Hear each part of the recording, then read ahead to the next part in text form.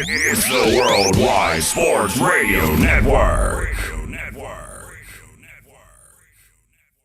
Edward Lehman has been a trusted insurance advisor for over 16 years with insurance solutions for auto, home, commercial, life, and retirement. He's located at 54 Sunnyside Boulevard, Suite H in Plainview. That's just 1,000 feet south of 495. Local agent, local advice. The time to think about insurance is before you need it. So do yourself a favor and before you pay your next insurance bill, give Ed and his team a call, 516-935-3900, or visit him online at www.allstate.com/EL. Edward H. Lehman Insurance is your trusted insurance advisor. How you doing? This is Tony Soprano, and you're listening to the Sports Lords on the Worldwide Sports Radio Network. Go! Do current market conditions have you nervous? Our experienced team of financial professionals at Heritage Harbor Financial Associates understands that no two investors are alike. We all have different goals, needs, and appetites for risk. That's why the one-size-fits-all approach does not work, especially when planning for retirement. At Heritage Harbor Financial Associates, we analyze your unique investment style so that you can work toward your individual retirement goals on your terms. Heritage Harbor Financial Associates can help you take steps to reach your retirement goals by providing a wide array of financial products to fit your needs, even for the risk adverse. Give us a call at 631-331-6599 to learn more or to set up an appointment with one of our financial professionals. You can also find us on the web at hhfa.org or on Facebook at facebook.com/hhfa.org. Our number again is 631-331-6599. That's 631-331-6599. Investments in stock, bonds, and mutual funds and variable annuities are not FDIC insured and are subject to fluctuation in value and market risk, including loss of principal. Heritage Harbor Financial Associates offers securities through AXA Advisors LLC, New York, New York. Member FINRA, SIPC, annuity and insurance products offered through AXA Network LLC.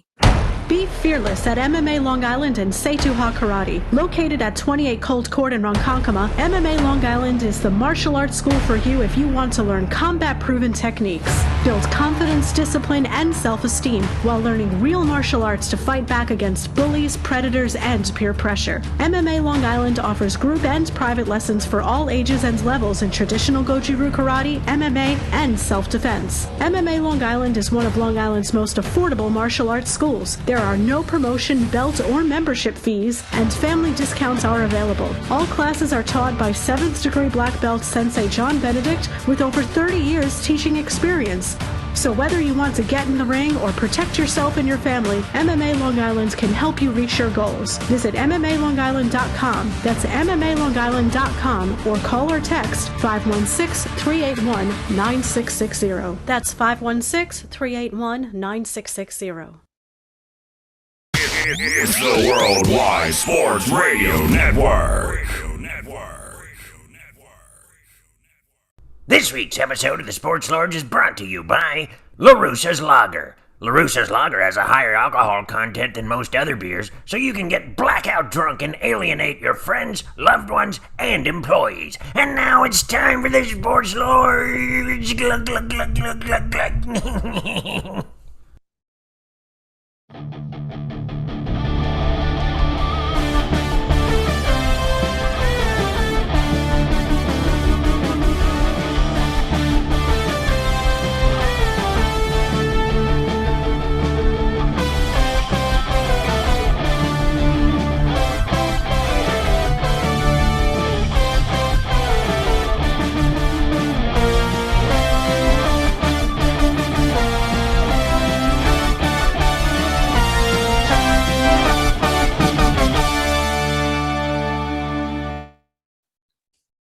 So, what's up, everybody? Hey.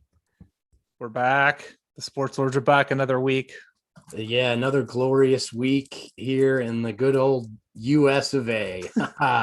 Oh, yeah. To anyone watching us right now, and even the listeners, as you can tell, Kevin is unfortunately not here today. He's on assignment in Beantown.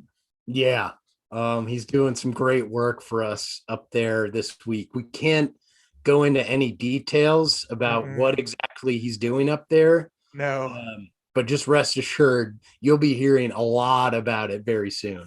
Yeah, and for those of you who don't know, Beantown is Boston, Massachusetts. It's a nickname for Boston, Massachusetts. And yeah, we can't talk about Kevin's mission, but it has a lot to do with chowder. We'll just say that. Yeah, it's a chowder centered mission. Chowda, as they say. Chowda. Yeah.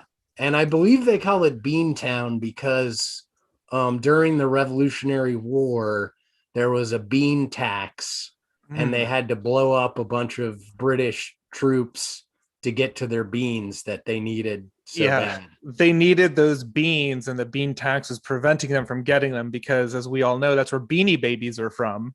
Exactly. And they were making all the Beanie Babies in Boston. Yeah. So, yeah, people don't realize Beanie Babies go back well over 200 years. They came over on the Mayflower with the Pilgrims. And then when Boston was like the center of the country, they were producing them there. Yeah.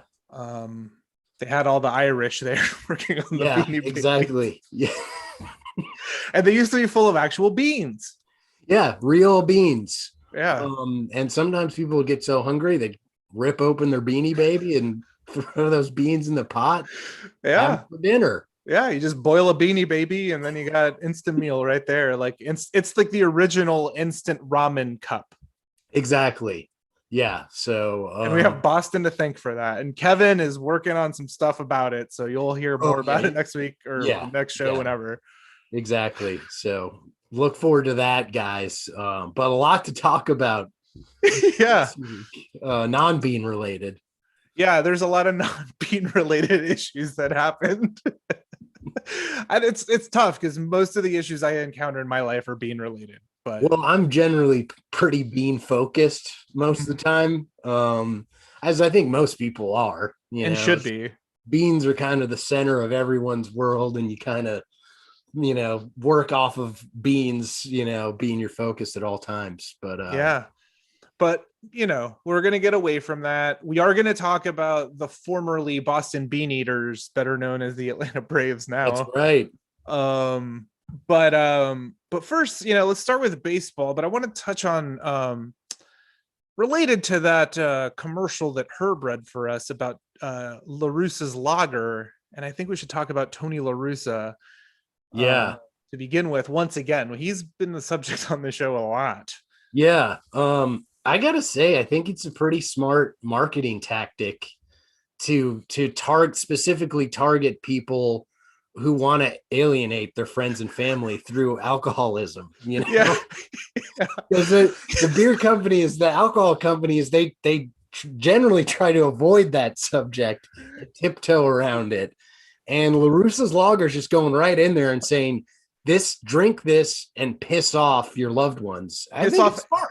Everyone in your life with your alcoholism by drinking this high alcoholic beer. And to market it, we're going to get a person who's known for having problems, substance abuse problems, who's fallen asleep in his car and police have found him, who's yelled at cops for not knowing who he is. Who, famously has issues, and they got him to be the spokesperson. It's a bold move. It is. Yeah. I think it's, nobody else had thought of that. I think it's pretty smart to try something different. We'll see how it goes. But Tony, he's making a lot of other headlines aside from the DUI headlines that we know him best for over the last few years with his unwritten rules controversy in Chicago. Yeah, that was a big one, and I know it might be like a little bit old news at this point, but you know what? We haven't been broadcasting since it happened, so deal with it. Yeah. But Tony LaRussa, manager for the Chicago White Sox, got really mad at one of his players, Yerman Mercedes, because he's a follower of the old school unwritten rules, which we famously are not. We don't like them. I think our whole second episode is dedicated to how much we hate them. Yeah. But what happened was Yerman Mercedes was up to bat. The White Sox were up, I believe, 16-5 at that point in the ninth inning. Something like that. And excuse me, the Twins had already put in a position player at pitcher. meaning it wasn't an actual pitcher who was throwing the ball at this point. Yes, I believe it was Williams Astudillos, famous Slob, Minnesota twin Slob. Yeah, he's part of the all Slob team, which we've covered as well. We've covered a lot of these guys. They keep coming up. But so he's up to bat, bases are loaded. It's 16-5. It's a 3-0 count. It's a 3-0 count. Yes. And Williams throws a juicy, just like 52 slow mile per hour, batting practice fastball. Yeah. And Yerman, rather than taking the pitch, just cranks it out of the stadium. Bombed it. Yeah. And hits a homer, hits a dinger, which is something you're not supposed to do. Yeah. And there have been a lot of takes on this because first of all, he hits the dinger, and then immediately after the game, Tony LaRussa trashes him to the media, says that was stupid. He's going to pay a price for that. Yeah. Like that was embarrassing. And so, that's got the conversation started about the unwritten rules and more conflict between the old school baseball mentality and the new school, let's have fun and make this entertaining mentality. And we've clearly stated where we fall in this debate many times. And the thing with it, he called them clueless, and then the next day, like, doubled down and kept talking about it. And I think the Twins retaliated or tried to retaliate, and then like Tony LaRussa was like, yeah, that was totally fine, rather than being like, no, don't hit my players. Right. You know what I mean? Yeah. It's like if when you're down by 10 runs or whatever, and you don't want to give up any more homers, maybe don't put in a position player to pitch. That was my argument. If you bring in a position player, you're clearly stating you've given up on this game. Yeah. And so by Minnesota doing that, they didn't care about this game. But then also, I've never understood this about the running up of the score, because if that's what it's going to be, then Minnesota should just agree we're not going to try anymore either. Because it happened to Fernando Tatis last year, where he hit a grand slam, got a bunch of crap for doing it because it was the same situation. But then I think they were playing the Dodgers, I want to say. They made a run, and they the Padres ended up winning by 1 run, but it was if he doesn't hit that home run, they lose the game. Exactly. The Rangers. It was the Rangers. Thank you, Kyle. Yeah, that's the thing, man. It's there's no clock in baseball. Right. So, no lead is ever totally insurmountable. It's always possible that a team could come back. It's not like being up by 40 points in the fourth quarter of a football game. But even then, if it's the Falcons, that could backfire. Yeah. Yeah, exactly. Yeah. We know that all too well down here. But there's no clock in baseball. So any lead is technically can be surmounted. And also, guys are judged by their stats in baseball. I mean, in all sports, but definitely in baseball. When your mean Mercedes goes into arbitration in a couple years, they're going to look at his home run numbers and say, well, the average guy who plays your position hits these many home runs and you've only hit these many. So we only think you deserve this much. So it's this guy, they're literally playing for their livelihood. We don't know what incentives he has in his contract, where it's if you hit this many RBIs, this many home runs in a season, you get this bonus, you get this stuff. Why? I just don't get it. It's if you don't want the team, if you're worried about the team running up the score, then let's have a mercy rule the way they do in Little League, where it's if you're up by 10, let's just call the game, it's over. Yeah. Or let's just agree that the other team is just gonna take a strike every time and just end the game to finish it quicker. Yeah. Because it's insane. And it's just in basketball or other sports, when you're up, you bring in your bench. Right. And I remember being at games, especially at UT, when it was in college basketball, and they bring in all the dopey white guys who are not on scholarship on the basketball team. Yeah. Everyone is yelling at them to shoot and is excited when they hit a 3-pointer and to, because it's you're getting an opportunity. I don't know if this is what's, you're mean. This could be his last. I don't know how good he is or how good he's going to continue to be. Why not let him hit a dinger? Yeah, exactly. So the whole conversation is ridiculous because they were basically forfeiting, but then they're mad that they kept trying. I don't know. It's like, they should just have a rule where it's like, if you're down by 10 after the 7th, you can just quit. Yeah, the game's over. And let's if they're okay with 7-inning games in the double headers now, why not just do that?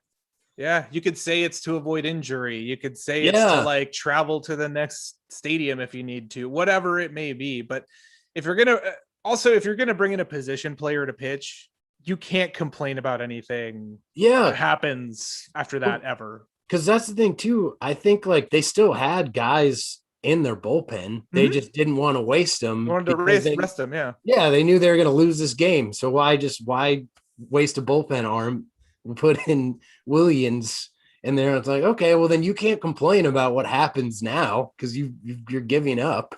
And if you're Tony LaRussa, man, defend your players. You're losing the locker room because like immediately after the game, when he went in and complained, Tim Anderson jumped in to defend him. Old Lance Lynn, also defended the player. It was like, yeah, man, hit that home run. Who cares? Like people from other teams were writing in, in other places. So it's like, Tony LaRussa, what the hell are you doing? Yeah, I know. Like, because when I hear the name Lance Lynn, I think of like a washed up country music star, which is basically what he is in baseball form. So it's bad when that guy's like, "Come on, dude, you got to get with the times, bro." I mean, Trevor Bauer even chimed in and was like, "Look, if you hit a dinger off me, and it's like that's totally cool." Yeah, exactly. And then the funny thing is, because there are a lot of people who are like, "Well, say what you want about Tony LaRussa, but the White Sox have like the best record in baseball right now." But I think they got swept by the Yankees this weekend. Yeah. So I wonder. You can't help but wonder, like, is this creating a rift? This old guy with his old guy rules? Yeah, I feel like he's gonna lose the locker room. Like the guys are gonna just do whatever they want. They're gonna keep celebrating because it works. Like, I mean, the White Sox were a good team last season. Yeah, doing all this stuff too. They shouldn't have fired their manager. It was insane that they did to begin with.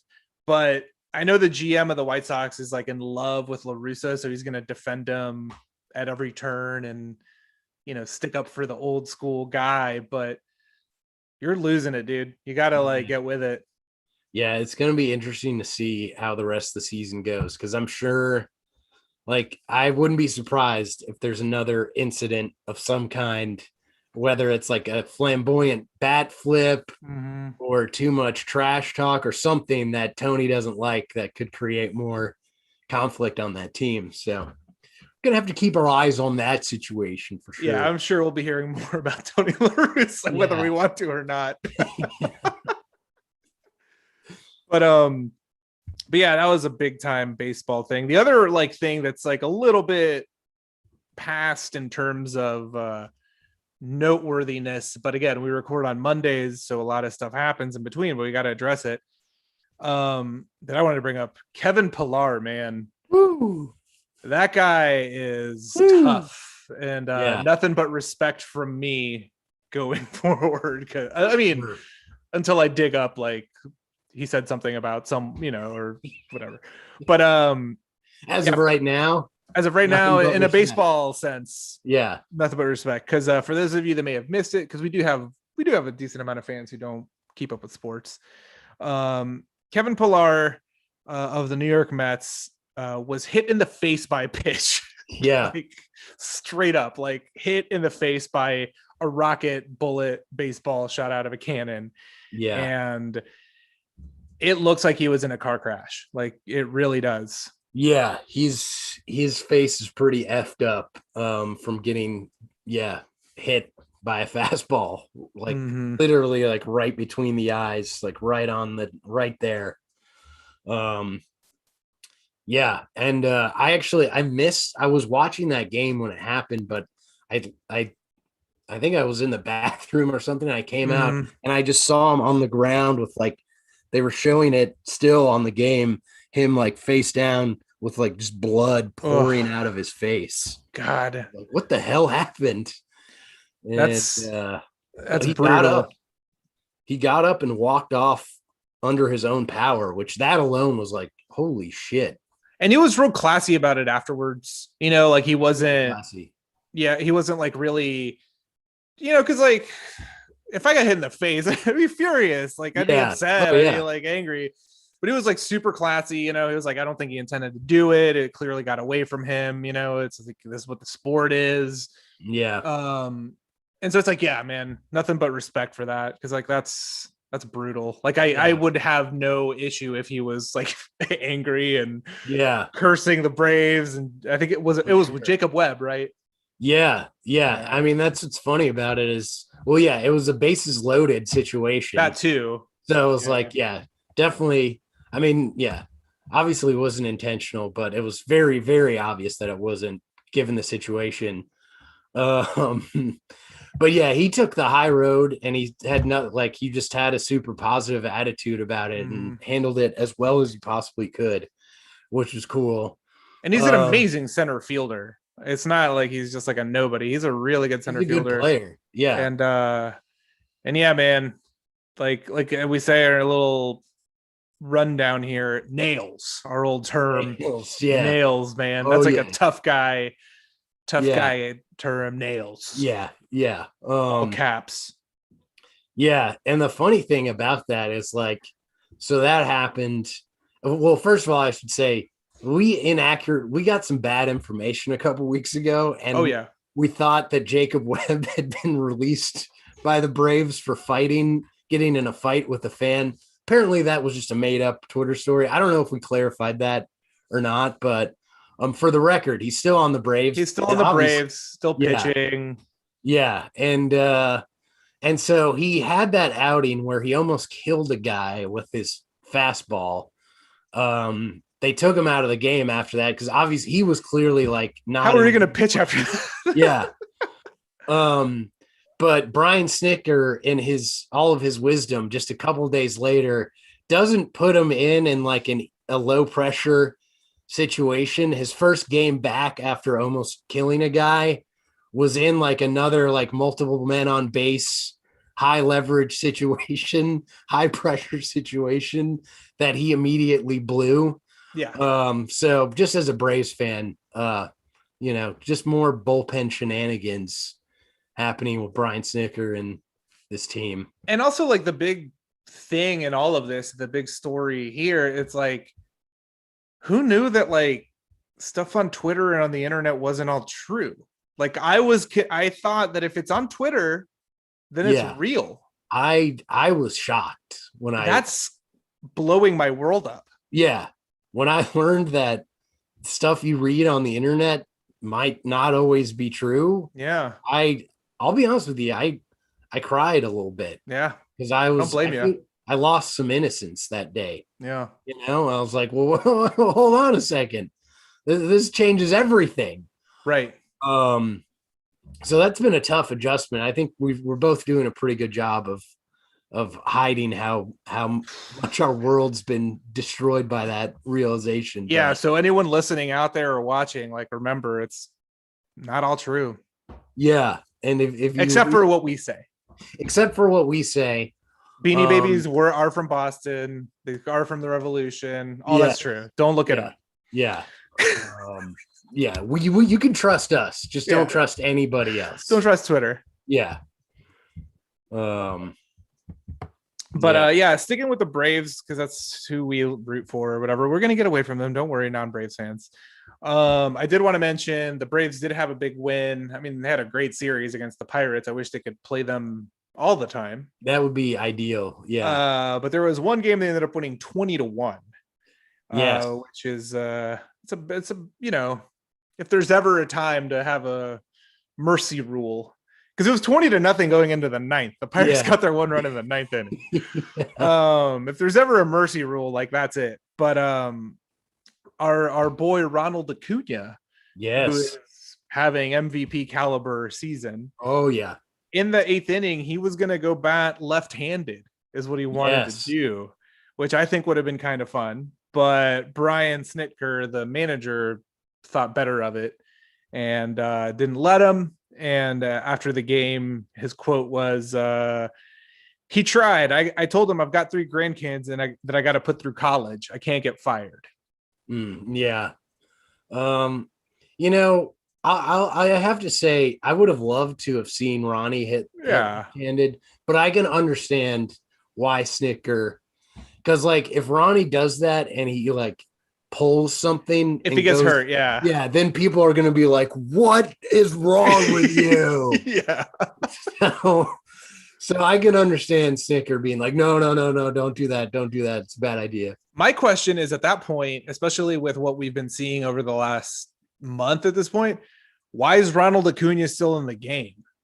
That's a good point. You know what I mean? Like it's at that point you bring in Endurance Yarte or you put in, Camargo to play in the outfield or something, and you sit, because Ronald's been flirting with getting injured so much. He has, man. And it's like, it seems like every season in his young career, there's always at least a scare. Yeah. Where he's like, he either actually gets hurt or there's like he had a couple weeks ago where he stepped awkwardly on first base and you're like, no, did he just tear his ACL? Right.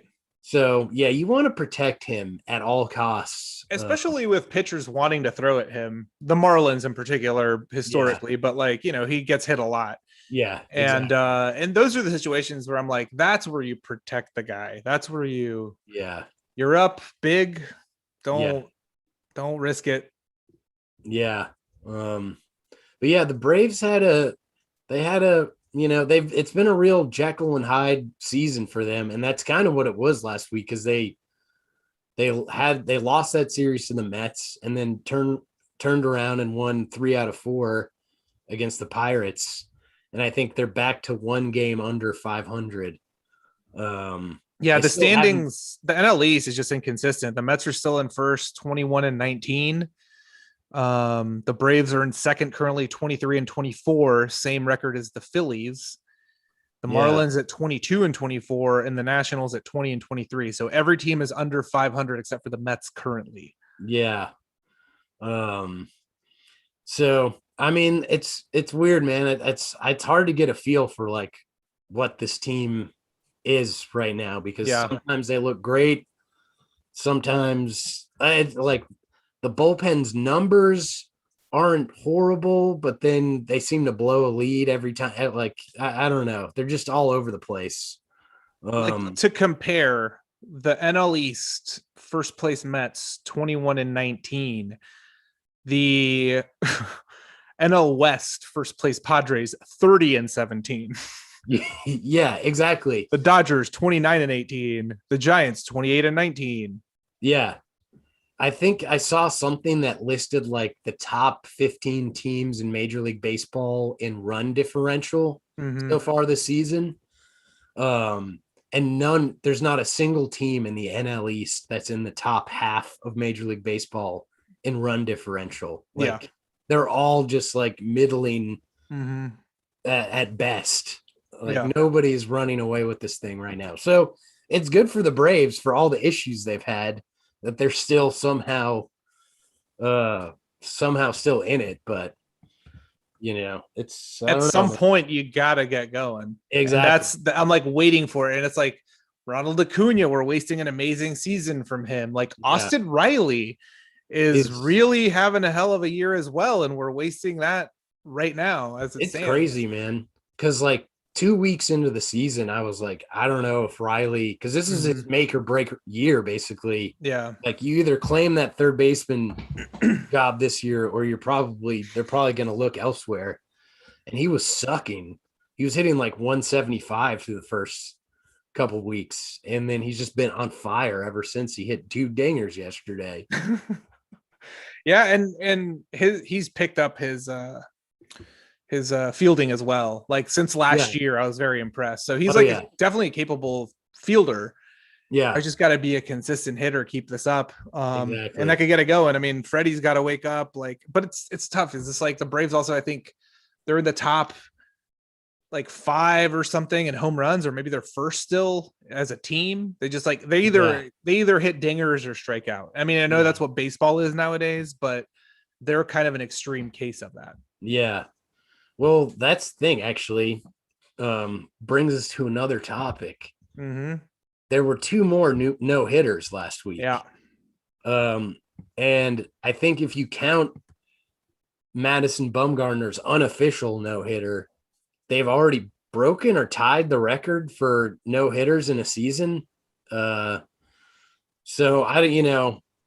there's obviously been a lot of discussion about like what that says about the current state of baseball, but it's not great. I don't think it's a great thing that there's a no hitter every week. Yeah, it's not my favorite. And like no hitters are cool, and they used to be like we would get excited for them, but like when you're watching a no hitter, it's kind of boring. Yeah, there's not a lot of action going on. Yeah, exactly. And the whole thing that like made them fun was that they didn't, you'd only get a couple a season. Right now, it's like we're averaging like 1 a week through so far this season. It's like, well, it was like, I used to remember like people like random pitchers is like, oh, that guy threw a no hitter. Now I'm like, I don't even know. Can't keep up. Exactly. I feel like they've already become devalued. So I don't know, man. Baseball's got a lot of issues. Like they just like, I don't know. They keep tinkering with the game in like the wrong way. Like they juiced the balls for a season or 2, which was kind of fun. And now it seems like they've de-juiced them a little bit. And it's just, I don't know. It's like you guys got to figure this out. Oh, the other thing too, I think it's part of this is the shift. Right. It's like, cause just watching Braves games this year, like, and I feel like this happens to Marcell Ozuna a lot, where he hits like a rocket past the pitcher. Mm-hmm. And there's a shortstop standing right behind second base to field what has been a single for the 180 years of baseball history. It's like that kind of sucks. Yeah. Like, I don't know. I feel like they need to ban the shift or come up with something to like even things out a little bit. Make an unwritten rule about it. Yeah, damn it. Yeah, we got to have rules, but we can't write them down. No. It'd be stupid. Because we don't know how to write. We come out of high school and go straight to minor league baseball. Yeah. We never learned that stuff. That's for dweebs, not us. Dorks. Yeah. Get out of here. I hear ya. Also, disclaimer: if you're getting the buzz sound, there's yard work being done around me. So I don't know. Yeah, we're not in the sportatorium anymore, guys. No. We don't have the world-class, cutting-edge recording facilities that we used to have. So yeah, where you could hear people have sex or make smoothies or other different noises, which you used to be able to hear when we were all in made those noises. That added to the show. Sure. Yeah.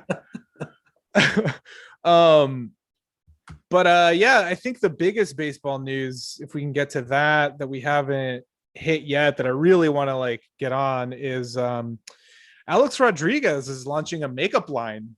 Yeah. And that's like top billed baseball news right there. Yeah.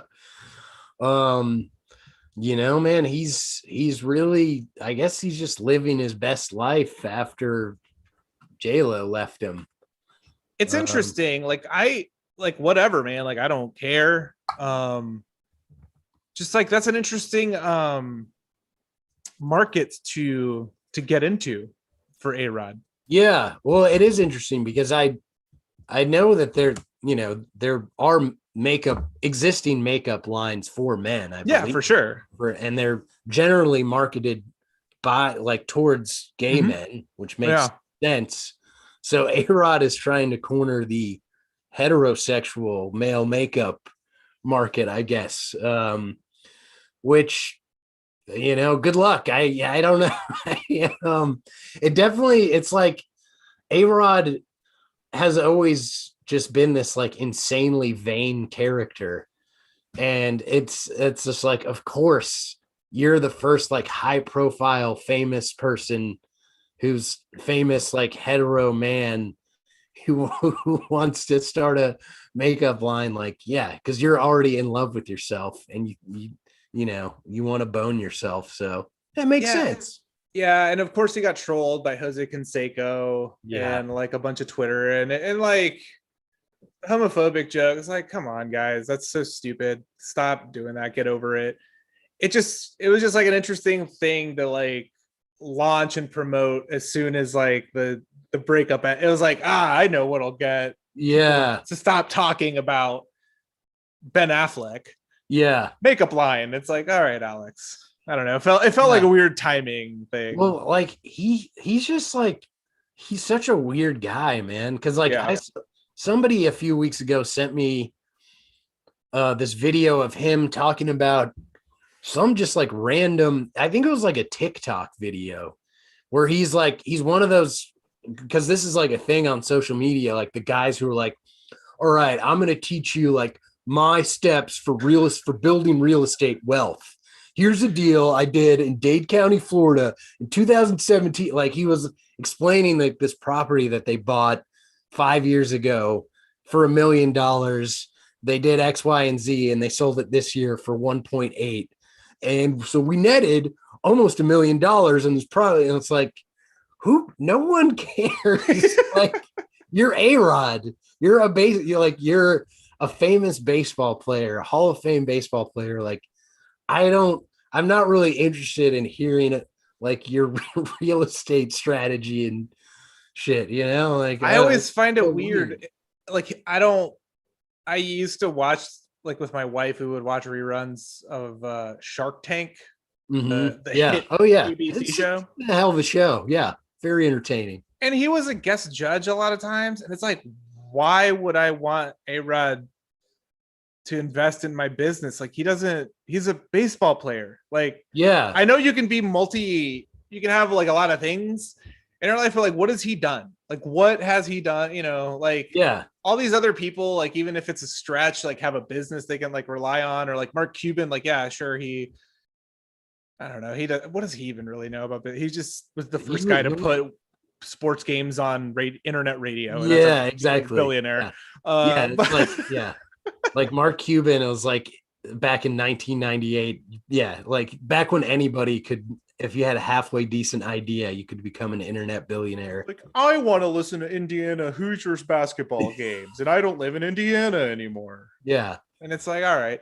But it's like A-Rod, but still, you know, Mark Cuban isn't an athlete. He's just like a rich guy and he has so much money. Like, hey, why not? But like A-Rod, like, would I really go to him? Like, it just feels... Yeah, I don't know. Feels like he's trying to be this business guy, and it's like, how I don't trust you.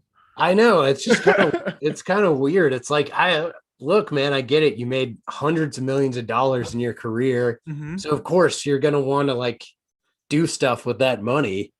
But like, I'm not really interested. Like, I don't, you know, there are plenty of sources these days to learn how to do different investment strategies. Like, A-Rod would be pretty low on the list of like, I'm looking to invest millions of dollars in real estate. Let me see what A-Rod has to say about it. A-Rod should know. He's bought real estate in Seattle and Texas and New York and Miami. Like, if he had a company where he had like a bunch of like other people working for him, but it was like his company, then it's like, all right, I could see that maybe. Yeah. But A-Rod directly telling me to buy a house or not, like, I don't know. But maybe he's good. I don't necessarily think he's bad at it. I'm just like, for me, I'm just like, I'm not interested. I don't know. I don't trust a lot of those internet guys like that. I know A-Rod's really good friends with that Gary V guy, Gary Vaynerchuk, which like also like, what the hell does that guy do? Because like every video I watch of him, his whole strategy is like, social media, guys, you just got to get social media going and then you'll be rich. And it's like, no. I don't know anything about that guy, but he seems like a scammer. Me too. Like, I feel like all of those types of guys are just like, because like you see like on YouTube, you see all the videos where it's like, you want to learn how to like make money quickly and like investment tips. And it's like, these guys, it seems like they all just want you to watch their videos so they can get their YouTube revenue, and they're not actually telling you anything. Click the link, buy my book, get my CD. Like it's exactly scam. Yeah.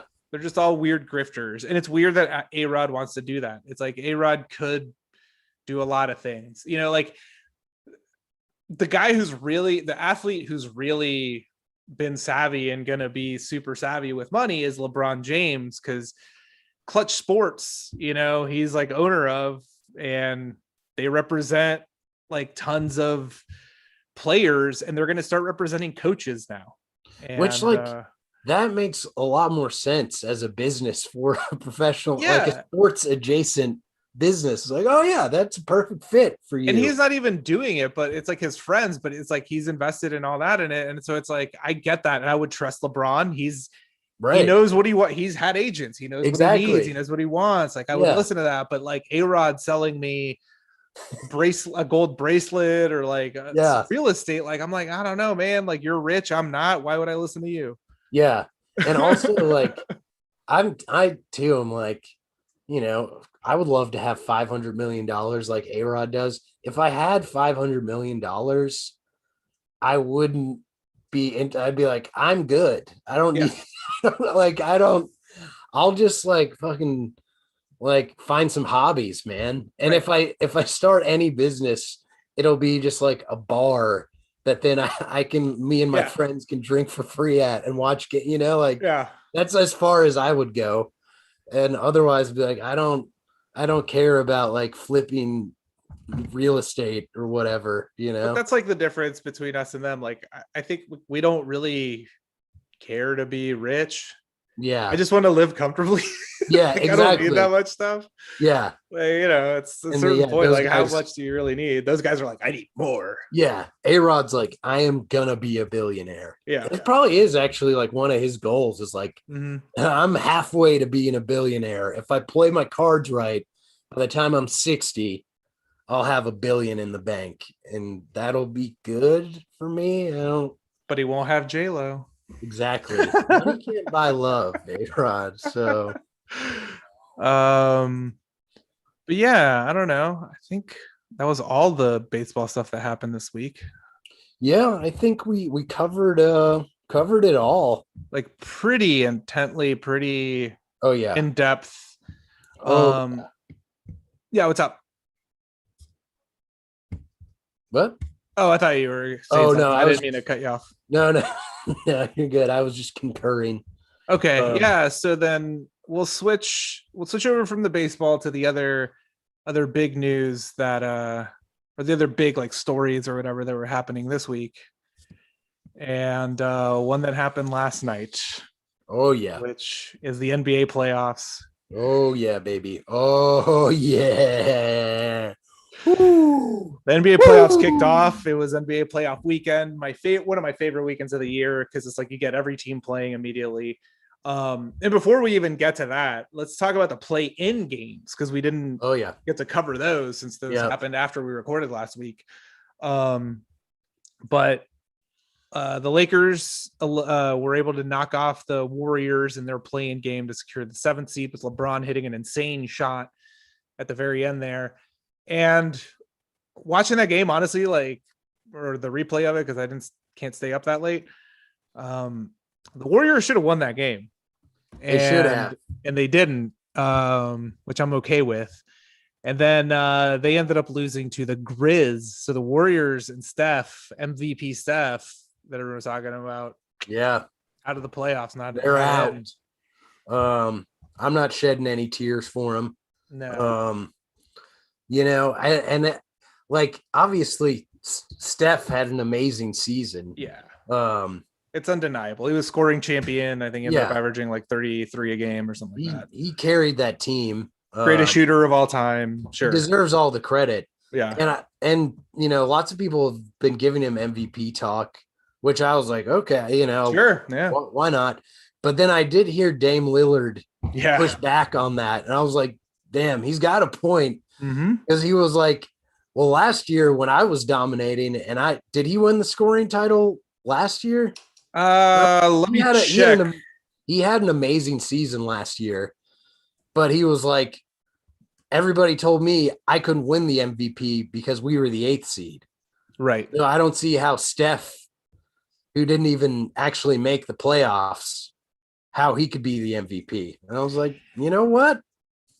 He's got a point there, folks. 2019-2020 season was James Harden. Okay. Damian Lillard was 2.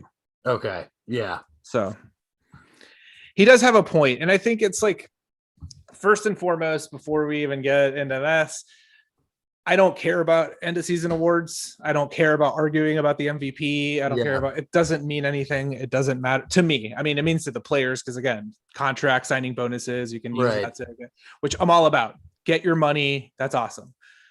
But like the NBA screws itself because, and this isn't my idea. It's like other people's idea that like could be, it would fix this whole debate and all this stuff. Instead of like MVP and most valuable player, just like you have to have an offensive player of the year. You have a defensive player of the year award. Right. Why not have an offensive player of the year? Because then the scoring champion or whatever can get that. Because MVP, if it's most valuable player, you know, it's typically LeBron James every year. Yeah, like exactly. you take him off any team he's on and they suck. Yeah. Yeah, exactly. I mean, that's the thing. That's always been the problem. That's always the debate with MVP is it's most valuable. Mm-hmm. And so it's kind of hard. It's subjective. It's not really a clear, it's, you know, how do you judge that? Like, because people could argue that, like, you could make an argument that Julius Randle is an MVP candidate. I mean, he was in the conversation. Yeah. And the Knicks aren't nearly at, like, they're probably not making the playoffs without Julius Randle. So he was very valuable. Yeah.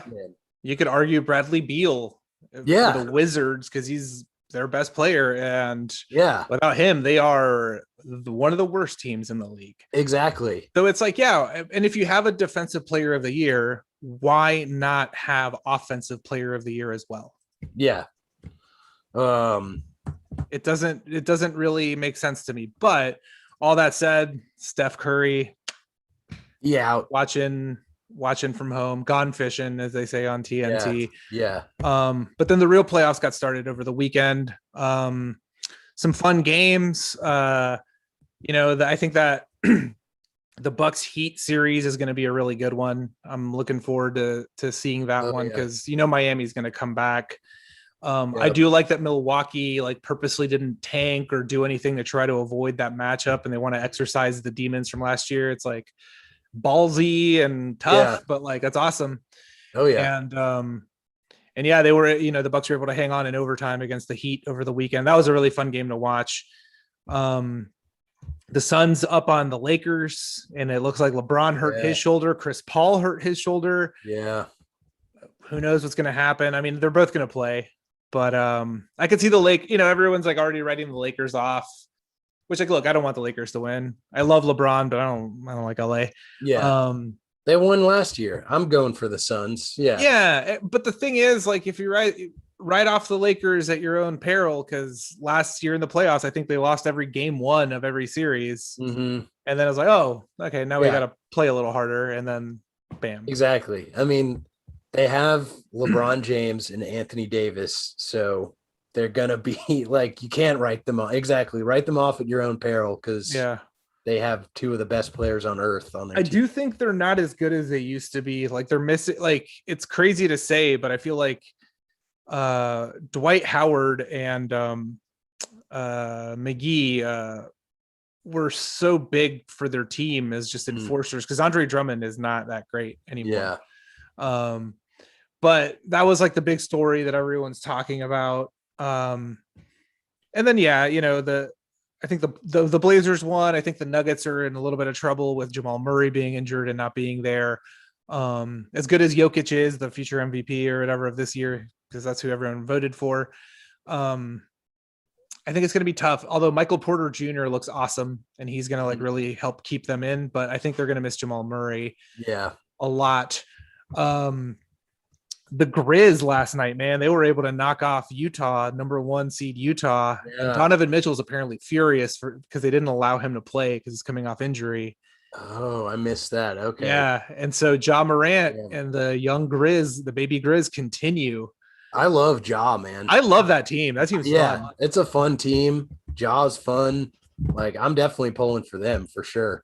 Definitely. Yeah. And there's other matchups and there's other things that happen, but we got to get to it. The game everyone's like, Oh yeah. everyone in my circle like is excited about, Knicks Hawks. And I gotta say, it was really awesome to watch Madison Square Garden full of people, loud, cheering, into it. Yeah, just for our country, just for like having lived through a pandemic for the last year, it was like, whoa, yeah, crazy to see a packed sports arena again. It felt cool. It was fun. It, like you were saying before we started recording, it felt like way more of a high stakes game than game one of the first round between a 4 and 5 seed. Yeah, it felt like a finals intensity, and it was crazy. Cool. Yeah, like from the first tip, the crowd was just so into it, which was awesome. Obviously, hell of a game. Our Hawks came out on top after they jumped out to that early lead, and then the Knicks slowly chipped away, cut it down to 2 at halftime, and then it was a real back and forth affair in the second half.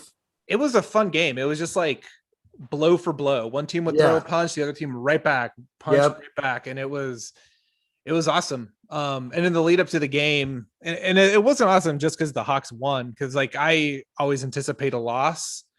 Yeah. In these Atlanta games, sports fan must do that to survive. Of course. Although I did make a prediction to my wife, very unlike me. I think there was like 3 or 2 minutes left in the game. The Knicks had just made a huge shot and had taken the lead, and they cut to courtside, and they cut to, Jon Stewart, Spike Lee, and Tracy Morgan doing the Cabbage Patch, and like the Garden going insane. And I turned to my wife, I never do this, and I was like, I can't wait to see these people when the Hawks win this game in a couple minutes. And sure enough, got real quiet. Oh yeah. And I enjoyed this game, not just because the Hawks won, but for a lot of other reasons. For the last 3 years, all I've heard the NBA media and the press say that Trae Young is empty stats. He doesn't play winning basketball and can't do anything when it matters. I think last night may have stopped that, hopefully. Yeah, I think really slow it down. He shut the haters the hell up. Yeah. Because he finished with 30 points, 10 assists, and 5 rebounds in his debut, which has only been done one other time by LeBron James. Yeah.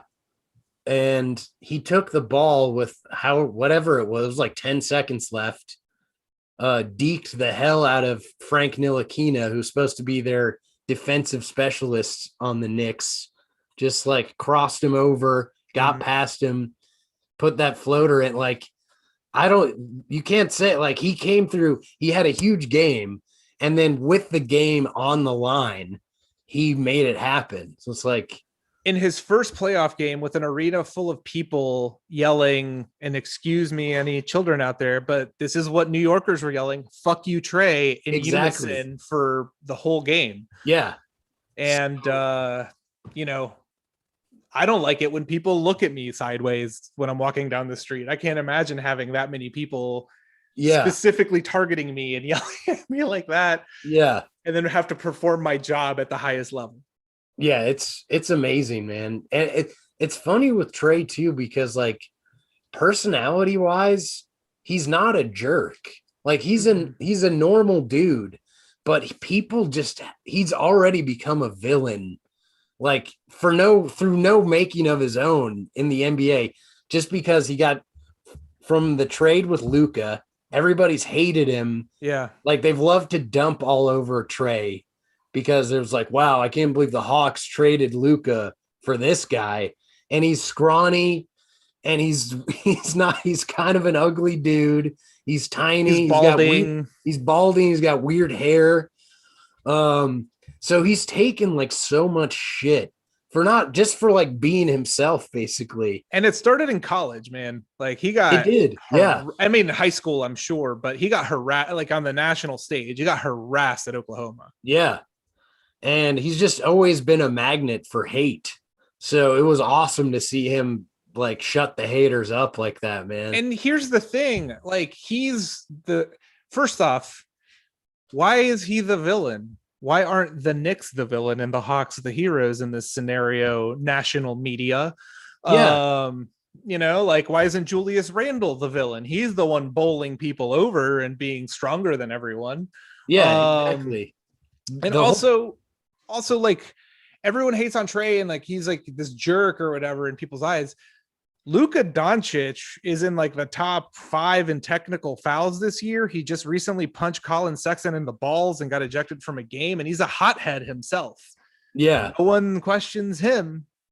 No, and of course, sure, people are going to point out that Luka's going to be the better long-term player or whatever. I mean, nobody's arguing that Trae is better. We're not arguing that Trae's better than Luka. Luka's incredible. Yeah, like we're not saying that. We're just saying like Trae is very good. Yeah, he's a very good player. People are so butthurt about him being good because there was the whole narrative. It started with that summer league game before his rookie season where he, shot like 1 for 13 or whatever and was terrible. People have just wanted to shit on him from day one because of the trade through no fault of his own. It's like, all right, I think any Hawks fan wouldn't argue that Luka is a better player than Trae, but Trae is very good. And people, the Ryan Russillos and fucking it's Bill Simmons who started it. Yeah. Yeah. Like they can't, they don't want to admit it. And it's like, well, what are you going to say now? Because he just went into MSG and shut all those assholes in his first up. game. Yeah. And as someone who watches almost all the Hawks games or whatever, like the thing that also people like Bill Simmons and all these experts who will talk to you and all this stuff, they don't watch these games because Trae showed you last night the type of player he is. Everyone compares him to Steph Curry and talks about how he's like Steph Curry. Trae's not.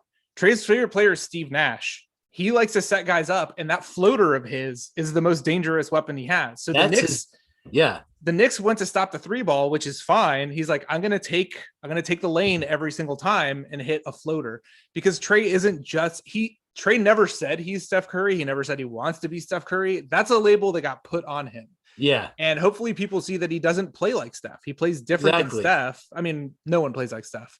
He's not as good as Steph, and nobody would claim that either. Obviously, Steph is way better. Yeah. But again, it's like he's really good, but people, they bend over backwards to create reasons to hate on him. Well, it's like, dude, say what you will, man, but right now the results are looking pretty good for Trae. And he seems like a good dude just with his like off-court stuff that he does and things he's involved with. And he like donates money to like good causes and like really embraces the city of Atlanta. Yeah, it's cool. And I can't wait for the games to shift back to Atlanta because it's always funny when it's like LA and New York with the celebrities and they have like all the Hollywood stars. And then Atlanta, it's like the celebrities is like Quavo and like Young Thug and like 2 Chainz. It's like, yeah, it's be like very different Quavo, 2 Chainz, and then like Ric Flair. Yeah. And like some other totally and like random... Austin Riley in between them. So it's just like a totally different vibe in Atlanta. But yeah, I think this series is going to go long because like they're very evenly matched. I mean, down to the stats, they're almost identical. But yeah, I think in the end, Hawks win in 3. Yeah. Yeah. It's I think it's gonna be an awesome series. I hope that like this is the beginning of a Knicks Hawks rivalry would be cool, because it seems like both these teams, have bright futures. It's like 2 young teams. Yeah. And it's like, everyone's writing them off against like the next rounds, but yeah, we'll see. We'll see what happens. I like you said, a rivalry would be cool. It'd be cool to have like something built in. For the future. And because I know, I'm sure now we probably have more Knicks fans listening than we have had in the past.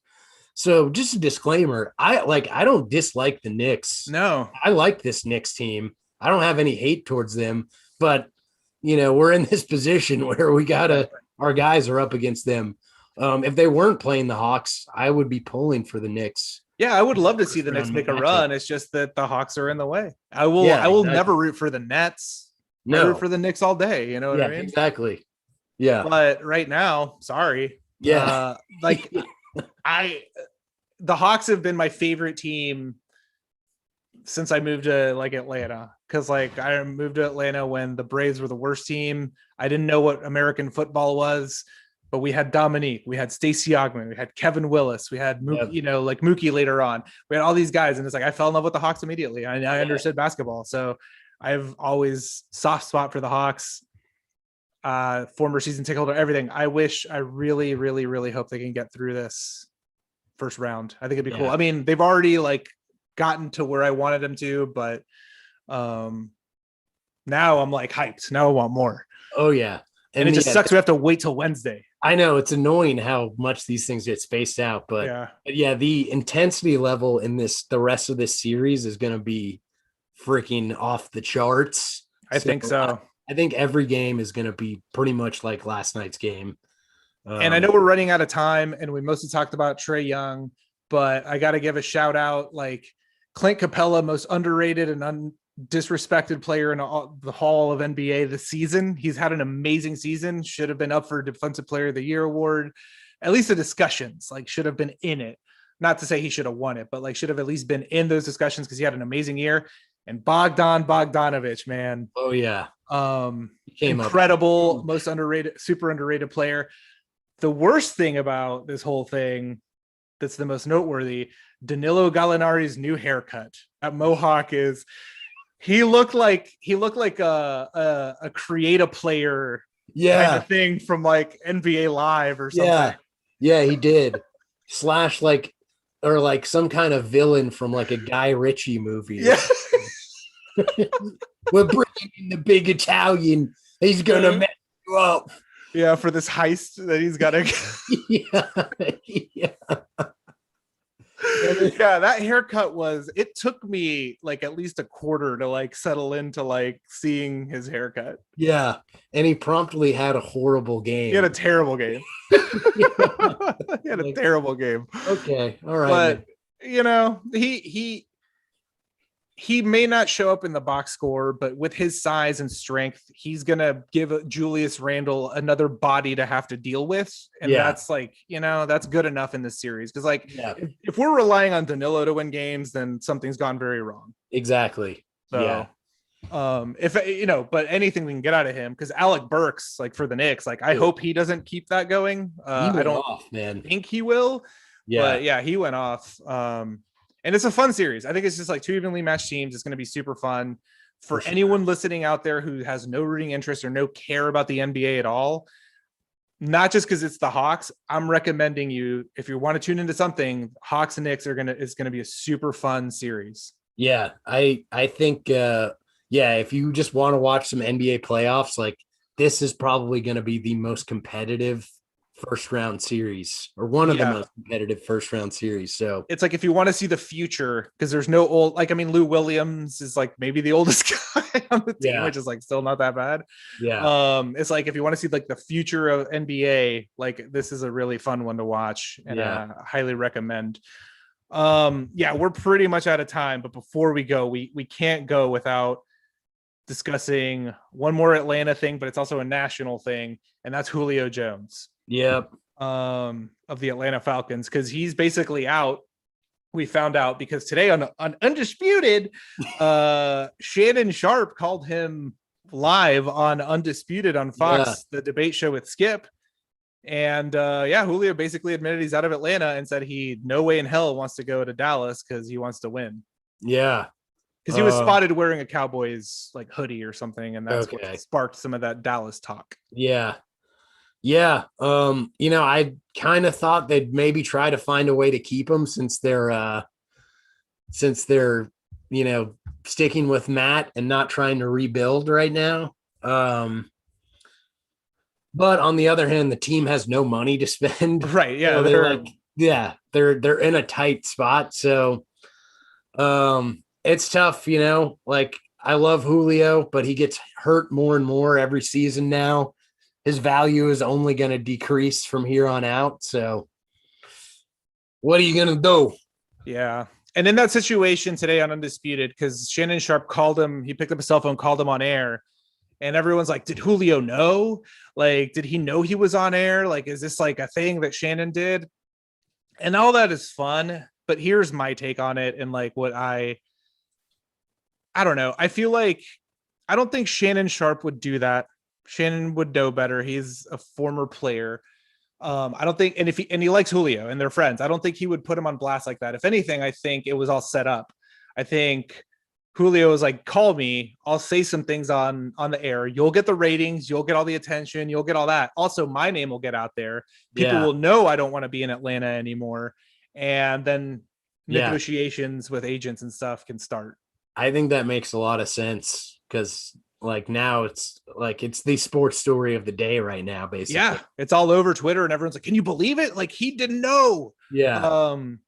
He had to admit. I don't think Shannon would do that. That'd be like an insane thing to do to someone. Cause like, what if he says a curse word, anything like on live air, like exactly. Also for Shannon to be that calm that nothing's going to be said. I mean, I don't know. Like you never know what's going to happen. No, so, I agree. I think you're right that it was probably staged. Yeah. But yeah, the end of the Julio era. It'll be unfortunately mostly remembered for the 28-3 pants pooping. But the amazing catch he had on the sideline that didn't mean anything in the end. Yep. But yeah, I loved Julio too. He was one of my faves, but yeah, I think it's time to move on. And also like for him, like I like him as a player. I want him to be happy and to succeed because I root for him. So it's like, if this is what does that, and who knows what, it's a trade. Who knows what the Falcons are getting back? If they get more future picks, like we can find a quarterback for the future in the next few drafts. We can find defense, which they don't have right now.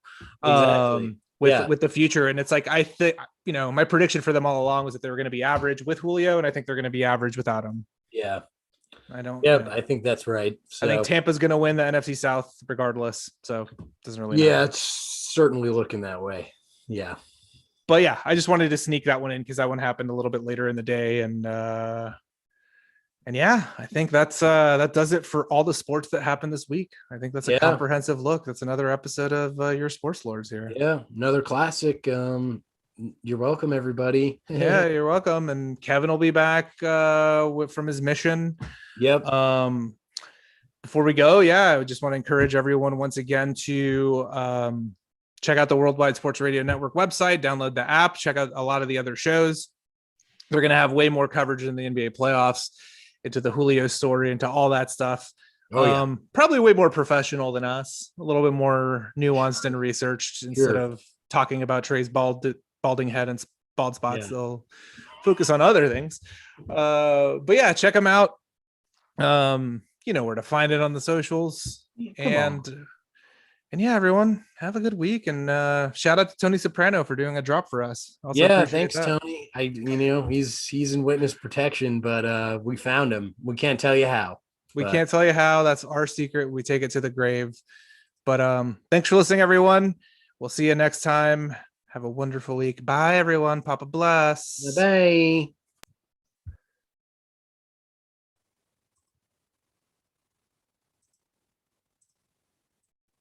It's the Worldwide Sports Radio Network.